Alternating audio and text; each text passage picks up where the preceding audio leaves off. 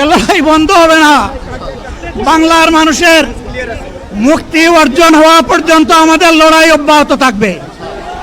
বলছিলাম, জামাতে ইসলামী যদি আল্লাহর ইচ্ছা এবং জনগণের ভালোবাসায় বাংলাদেশের মানুষের সেবা করার সুযোগ পায়, চাঁদা আমরা নিব না, দুর্নীতি আমরা করব না। আপনাদেরকে নিজ নিজ জায়গায় অবস্থান করার জন্য অনুরোধ করা হচ্ছে।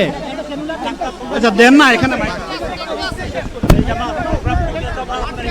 আপনাদের এই ড্রোনগুলো আলহামদুলিল্লাহ, আলহামদুলিল্লাহ। আরে আল্লাহ যত সময় হায়াত দিচ্ছেন, আল্লাহ যত সময় হায়াত দিয়েছেন তত সময় মানুষের জন্য লড়াই করবো ইনশাআল্লাহ।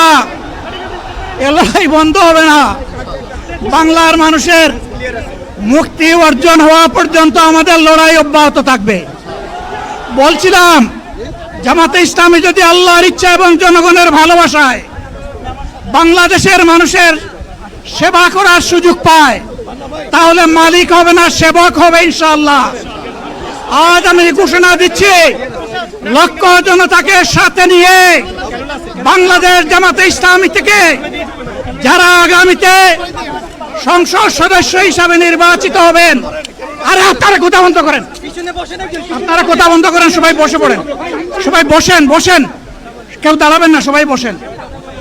যদি আল্লাহর ইচ্ছায় জনগণের ভালোবাসায় বাংলাদেশ জামাতে ইসলামী থেকে সংসদ সদস্যরা নির্বাচিত হয়ে সরকার গঠন করেন, তাহলে কোনো এমপি, কোনো মন্ত্রী আগামীতে সরকার কিন্তু প্লট গ্রহণ করবে না। কোনো এমপি এবং কোনো মন্ত্রী ট্যাক্সবিহীন কোনো গাড়ি চড়বে না। কোনো এমপি এবং কোনো মন্ত্রী তার নিজের হাতে কোনো টাকা চালাচালি করবে না। কোনো এমপি এবং কোনো মন্ত্রী যদি তার নির্দিষ্ট কোনো কাজের জন্য বরাদ্দ পেয়ে থাকেন, কাজ শেষ হওয়ার সাথে সাথে বাংলাদেশের 18 কোটি মানুষের কাছে তারা তার প্রতিবেদন তুলে ধরতে বাধ্য হবে। সম্মানিত বন্ধুগণ, চাঁদা আমরা নিব না, দুর্নীতি আমরা করব না। চাঁদা আমরা নিতে দেব না, দুর্নীতি আমরা সহ্য করব না। এই বাংলাদেশটাই আমরা দেখতে চাই। যুবকদেরকে আমরা স্পষ্ট ভাষায় বলতে চাই, বন্ধুগণ, তোমাদের সাথে আমরা আছি। আমি আজকে জামাতের আমির হিসাবে এখানে কথা বলতে আসিনি। আমি এসেছি বাংলাদেশের 18 কোটি মানুষের একজন হয়ে কথা বলতে। আমি শিশুদের বন্ধু, আমি যুবকদের ভাই, আমি বয়স্কদের সহযোদ্ধা, আমার বোনদের আমি ভাই। সুতরাং তাদের মুক্তির জন্যই আমি দায়িত্ব নিয়ে আজকে এখানে দাঁড়িয়েছিলাম। আল্লাহর ইচ্ছা, শরীর আমাকে সাময়িকভাবে সহযোগিতা করে নাই, এটাও আল্লাহর ইচ্ছা যে এখন আল্লাহ আমাকে কথা বলার সুযোগ দিচ্ছেন। আমি বলতে চাই, বাংলাদেশের নির্দিষ্ট কোন শ্রেণীর মুক্তির জন্য আমাদের এই লড়াই নয়। রাস্তার একজন পরিচ্ছন্নতা কর্মী, চা বাগানের একজন শ্রমিক, রক্ত পানি করে ঘাম জড়ানো আমার একজন রিক্সা চালক ভাই মাঠে ময়দানে বাংলাদেশের মানুষের মুখে যারা এক মুঠো ভাত তুলে দিতে চায়, আমার সেই কৃষক বন্ধুটি, আমি তাদের হয়ে আজকে এখানে কথা বলতে এসেছি। আমি কোনো অভিজাত শ্রেণীর হয়ে এখানে কথা বলতে আসিনি। আল্লাহ তাআলার অশেষ মেহেরবানি, আজীবন সকল রক্ত চক্ষুকে উপেক্ষা করেছি, জেল জুলুমের পরোয়া করি নাই।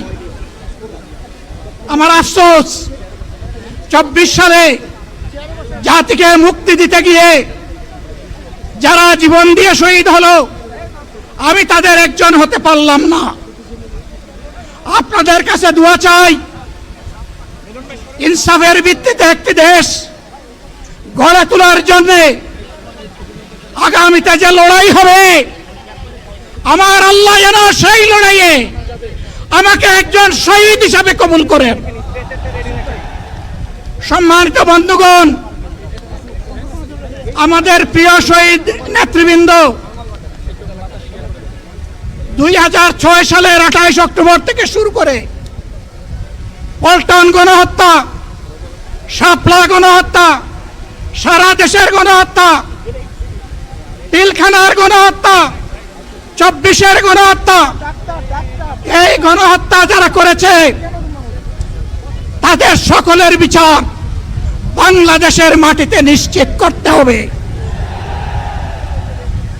এদের বিচারের দৃশ্যমান প্রক্রিয়া শুরু না করা পর্যন্ত পুরানা ব্যবস্থাপত্রে বাংলাদেশ আর চলবে না। এতগুলো মানুষ এমনি এমনি জীবন দেয় নাই, জীবন দিয়েছে জাতির মুক্তির জন্যে। যদি বস্তা পোতা পুরানা সব কিছুই টিকে থাকবে তাহলে কেন তারা জীবন দিয়েছিল?